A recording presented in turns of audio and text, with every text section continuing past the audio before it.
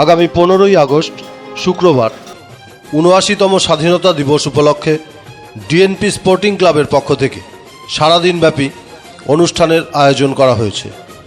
সকাল ৮টায় দেশের জাতীয় পতাকা উত্তোলন, সকাল ৮:৩০ 1 কিলোমিটার পুরুষ এবং মহিলাদের নিয়ে হাঁটা প্রতিযোগিতা, সকাল 10টায় বৃক্ষরোপণ কর্মসূচি পালন করা হবে।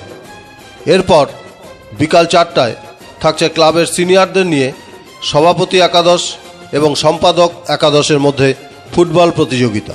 এরপর সান্ধ্যকালীন বিশেষ অনুষ্ঠানে থাকছে ডিএনপি স্পোর্টিং ক্লাব প্রাঙ্গণে দেশাত্মবোধক অনুষ্ঠান সন্ধ্যা 7টা থেকে রাত 9টা পর্যন্ত।